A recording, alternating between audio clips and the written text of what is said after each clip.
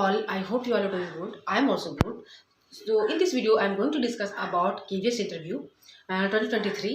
तो हम लोग आज की वीडियो में बात करेंगे कि आप KVS का इंटरव्यू आप कैसे फेस कर सकते हैं। नॉट ओनली KVS इंटरव्यू, आप अगर आप बीएड कर चुके हैं, आप टीचिंग लाइन में जाना चाहते हैं तो आपको इंटरव्यू हर दिन फेस करना पड़ेगा। ठीक है, फिर आपका ये जो इंटरव्यू है वो एक पार्ट हो जाएगा आपका जीवन का, कि आपको इंटरव्यू फेस करना ही होगा।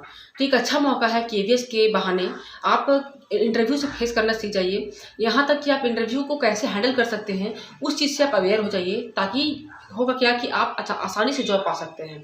क्योंकि देखिए, हम लोग के पास नॉलेज होता है, लेकिन हम लोग क्या है कि इंटरव्यू फेस करने में ही घबराते हैं और उसी में हमारा सिलेक्शन रुक जाता है। तो आज का तो जान ही रहे हैं कि आपको ऐसी टीचिंग जॉब नहीं मिलता है। आपको वहाँ जाकर डेमो दिखाना पड़ता है, आपसे कुछ क्वेश्चंस करते हैं, लाइक इंटरव्यू जैसा होता है, तो आपको वहाँ पे परफॉर्म अच्छा करना पड़ता है, तब जाके आपका सिलेक्शन होता है। ठीक है, तो मैं जैसे इंटरव्यू दी हूँ तो उसमें मुझे क्या क्या फेस करना पड़ा, उसके अनुसार से मैं जो भी अपना नॉलेज गेन कर पाई हूँ, एक्सपीरियंसेस जो मेरे पास आए हैं, उसके बेस पे मैं आपको यहाँ पे बताने वाली हूँ कि आप KVS को कैसे हैंडल कर सकते हैं। तो चलिए इस वीडियो को स्टार्ट करते हैं। तो सबसे पहले कि आपका जैसे कि आपका एग्जाम हो चुका है, तो आपको सबसे पहले ये देखना है कि आप कितना स्कोर आपका सेफ है। जैसे कि हाँ, आपको एक होगा अंदाजा कि हाँ मैं आपका इतना नंबर आने वाला है। ठीक है, तो आपको लगता है कि हाँ इतना मार्क्स आने वाला है, तो आप स्टार्ट कर दीजिए, आप इंटरव्यू की तैयारी करना है। लेकिन इन केस अगर आपको लगता है कि नहीं मेरा नहीं होगा या मेरा मार्क्स उतना नहीं है, लेकिन फिर भी आप चाहते हैं कि नहीं अब आपको प्राइवेट जॉब करना होगा, स्कूल जाना होगा, क्योंकि देखिए हाथ पे हाथ रख के बैठ नहीं सकते हैं।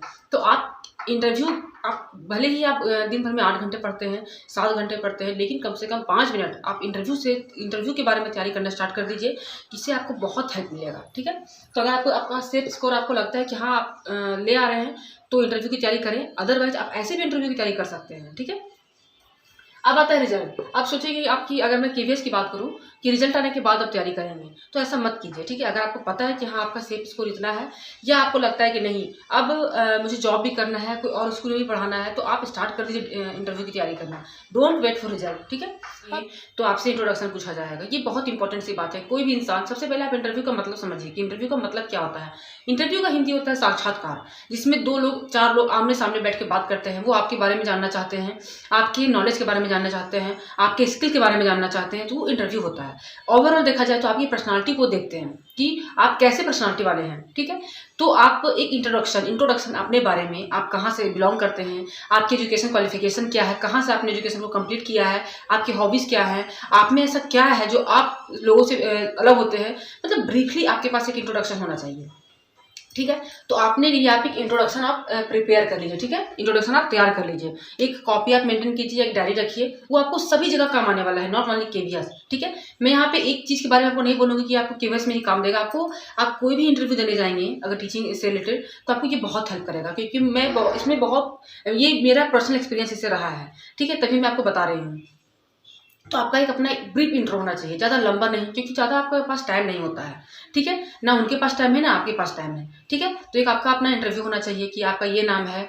मैं आपको बता ही रही हूँ कैसे होना चाहिए इंटरव्यू। ठीक है, अब आते हैं लैंग्वेज। अब आपका जो लैंग्वेज है, जैसे कि अगर आप हिंदी मीडियम से हैं या इंग्लिश मीडियम से हैं, तो सबसे पहले आप वहाँ बैठेंगे तो वो आपसे जैसे क्वेश्चन करेंगे, सपोज दैट कि उन्होंने इंग्लिश से किया, व्हाट इज योर नेम। ठीक है, तो आपको अपना नाम बताना है, जो भी आपका नाम है। तो अगर आप वहाँ पे कंफर्टेबल नहीं हैं, तो आप अपना बता सकते हैं can I speak in Hindi, या अगर आपसे हिंदी में पूछा जा रहा है तो can I speak in English, तो आप उससे थोड़ा सा रिक्वेस्ट कर सकते हैं। या पूछा जाएगा कि आप कौन सा लैंग्वेज में प्रेफर करते हैं, तो प्लीज़ वहाँ पे ये मत बोलिएगा कि हाँ मैं हिंदी में ही बात करूँगी या मैं इंग्लिश में ही बात करूँगी। नो, आपको बोथ लैंग्वेज को चुनना है कि sir I can speak English and Hindi. ठीक है, मैं दोनों लैंग्वेज से बात कर सकती हूँ, दोनों लैंग्वेज से समझ सकती हूँ। क्योंकि देखिए, आज के टाइम में अगर इंग्लिश आप जान रहे हैं तो वो भी बहुत ज़्यादा तारीफ की बात नहीं है, या आप हिंदी जान रहे हैं तो ज़्यादा तारीफ की बात नहीं है। आपको दोनों लैंग्वेज को बैलेंस करके चलना होगा, क्योंकि जब बच्चे को आप पढ़ाने जाइएगा तो वो केवल इंग्लिश नहीं जानेगा और ना ही केवल हिंदी जानेगा। आपको उसको दोनों मीडियम में आपको उसको पढ़ाना होगा। तो आप श्योर कर लीजिए कि आपको दोनों लैंग्वेज का थोड़ा बहुत नॉलेज होना चाहिए। ठीक है, तो वहाँ पे लैंग्वेज का बैरियर ऐसा होता है। आप वहाँ नहीं बोल सकते हैं कि नहीं मैं केवल हिंदी में ही बात करूँगी या मैं केवल इंग्लिश में ही बात करूँगी। ठीक है, अब आते हैं आपका बायोडाटा। अपना आप एक फाइल लेके जाइएगा। ऐसा नहीं कि आप मैट्रिक के घर में भूल गए हैं और ग्रेजुएशन का लेके चले गए हैं, BEड का लेके चले गए, नहीं। आप प्रॉपर एक फाइल मेंटेन कीजिए। वहाँ आपका मैट्रिक से लेके जो भी आपका प्रेजेंट आपके पास ये है सर्टिफिकेट है, वो सारा कुछ सीक्वेंस वाइज आपका होना चाहिए, ठीक है। सारा चीज़ आपका होना चाहिए और neat and clean in the sense कि मैट्रिक के बाद आपका ग्रेजुएशन का नहीं, ग्रेजुएशन के बाद इंटर का नहीं, नहीं, बिल्कुल सीक्वेंस वाइज इंटर, ठीक है, matric, inter, graduation, PG, BEd जैसे भी आपका हुआ है, ईच एंड एवरीथिंग वहाँ पे रखिए। या आपके पास एक्स्ट्रा कुछ है जैसे कि कंप्यूटर का नॉलेज होगा या कोई आपके स्किल का जो आपके पास सर्टिफिकेट होगा, उसको भी उसमें ऐड कर लीजिए। उससे क्या होगा कि आपको उससे थोड़ा सा आपको अच्छा इनपुट मिल सकता है, ठीक है। अब आते हैं ड्रेस कोड कि आपको कैसा ड्रेस कोड में आपको वहाँ पे जाना है, ठीक है। तो कोई भी इंटरव्यू देने जाइएगा, कहीं भी जाइएगा, स्कूल में, मैं यहाँ स्कूल की बात कर रही हूँ, टीचिंग में, तो कोशिश कीजिएगा कि सोबर बन के जाइएगा। ये नहीं कि आप तड़कता भड़कता कपड़ा पहन के चले गए वहाँ पे। अगर बॉयज़ हैं तो शर्ट पहने और जीन्स पहन के चले गए, नहीं। बिकॉज इंटरव्यू क्या है, your first impression is last impression, ठीक है। अगर आप फर्स्ट दिन आप कैसे जाते हैं, अगर आप बहुत अंदर से बहुत आप नॉलेजेबल पर्सन है, आप बहुत हम्बल पर्सन है, बट अगर आप वहाँ पे तड़कता भड़कता कपड़ा पहन के चले आएंगे तो आपका पर्सनालिटी बाद में लोग देखेंगे, पहले आपका ओवरऑल जो पर्सनालिटी है वो आपका दिखता है, ठीक है। तो ऐसा पहन के जाइए, जैसे कि बॉयज अगर आप हैं तो फॉर्मल ड्रेस पहन के जाइए, ठीक है। और गर्ल्स आप हैं तो फॉर्मल सलवार सूट या साड़ी पहनते हैं तो कोट गला वाला जो ब्लाउज आता है यहाँ तक का बाजू वाला, आप वो ज़्यादा प्रेफर कीजिएगा, ज़्यादा अच्छा रहेगा। और बिल्कुल लाइट कलर सूट भी पहनते हैं तो कोशिश कीजिएगा कि कोट गला वाला जो सूट आता है यहाँ तक बाजू वाला, वो वो पहनिएगा तो ज़्यादा मतलब आपकी पर्सनालिटी अलग से उभरेगा, ठीक है। आप नोटिस करते होंगे कि मैं ज़्यादातर उसी तरह के कपड़े पहनती हूँ क्योंकि मैं इंटरव्यू दे चुकी हूँ। तो देखिए एक होता है कि अगर आप जिस लाइन में आप निकल जाते हैं तो आपके अंदर एक वो पर्सनालिटी आपके अंदर हो जाती है, ठीक है। तो कोशिश कीजिएगा कि सूट पहनिएगा तो बिल्कुल लाइट कलर, तड़कता भड़कता कपड़ा नहीं।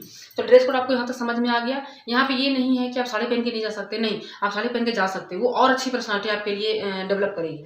अब क्या कहते हैं, जैसे कि गर्ल्स हैं तो वो अपने, जैसे बॉयज़ हैं तो अपना जैसे कि दाढ़ी हो गया, बाल हो गया, वो मेंटेन करके जाएं, बिल्कुल दाढ़ी अच्छे से सेव करके जाएं, क्योंकि देखिए वो आपका पर्सनालिटी को दिखाता है, ठीक है। और अगर आप गर्ल्स हैं तो अपने अच्छे से बाल बना के जाए, आप बाल चोटी कर ले या बन बना ले, मतलब एक बिल्कुल सोबर दिखना चाहिए। अगर आप नेल पेंट लगाती हैं तो चाहे तो पूरा लगाएं या तो पूरा रिमूव कर दें, आधा अधूरा मत रहने दीजिएगा, ठीक है। और बिल्कुल सिंपल जाइए, बिल्कुल वहाँ पे ये नहीं कि बिल्कुल मेकअप करके चले गए हैं, मतलब मेकअप इन द सेंस कि जैसे आप कहीं घूमने जाते हैं वैसे चले गए हैं, नहीं, बिल्कुल वैसे नहीं जाना है क्योंकि आप वहीं से रिजेक्ट हो जाइएगा, ठीक है।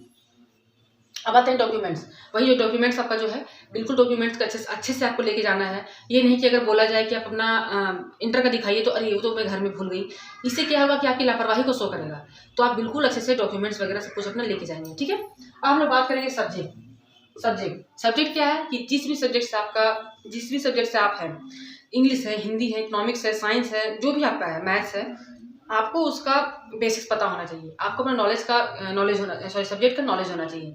सपोज दैट अगर मैं यहाँ लैंग्वेज की बात करूँ, जैसे कि हिंदी या इंग्लिश दोनों तो आपका लैंग्वेज है, अगर मैं लैंग्वेज की बात करूँ तो आपको आपका ग्रामर आना चाहिए, आपका लैंग्वेज का क्या इंपॉर्टेंस है वो आपको पता होना चाहिए। आपका जो लिटरेचर की जो पोइट्स हैं वगैरह उनके बारे में अच्छे से पता होना चाहिए कि वो कब के हैं, उन्होंने क्या लिखा है, कितना ईयर में क्या लिखा है, उनकी डेट कब हुई, उनकी बर्थ कब हुई, ये सब एक अच्छे सबको पता होना चाहिए। Body language the most important thing for interview, okay. तो आपको बॉडी लैंग्वेज अपना अच्छे से मेंटेन करना होगा।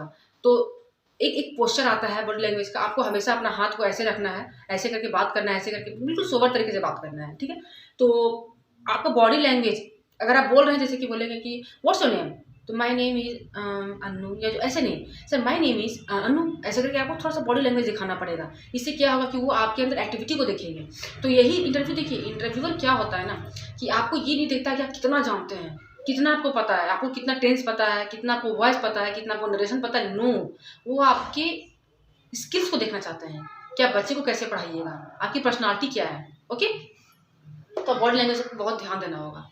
अब आते हैं नेक्स्ट, ऑनेस्टी। सबसे मोस्ट इंपॉर्टेंट थिंग, आपको आपके पास ऑनेस्टी होनी चाहिए। जैसे कि अगर आपसे कोई क्वेश्चन पूछ दिया गया, ठीक है, और उसका आंसर अगर आपको पता नहीं है तो आप उसको खींचने की कोशिश मत कीजिए।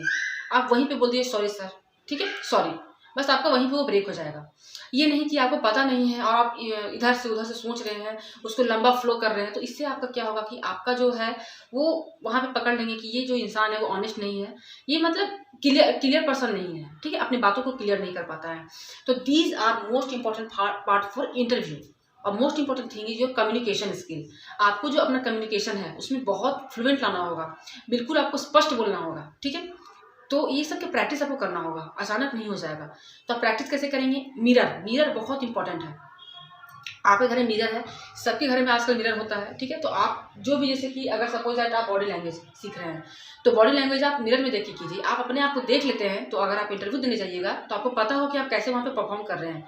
तो आप जैसे कि कुछ भी आप प्रिपरेशन कर रहे हैं, सपोज दैट कि आप अपना इंट्रो प्रिपेयर किए हैं, तो आप मिरर के सामने जाके खड़े होकर बोलिए कि my name is, I belong to, जो भी आपका इंटरव्यू है, सॉरी इंट्रो है, वहाँ पे जाकर आप डिस्कस कीजिए। तो ये सब जो थी, ये बहुत इंपॉर्टेंट चीज़ है इंटरव्यू के लिए। तो आई होप आपको आज का वीडियो बहुत आपके लिए हेल्पफुल रहा होगा। मैं करूँगी, मिलूंगी नए वीडियो के साथ, तब तक के लिए बाय।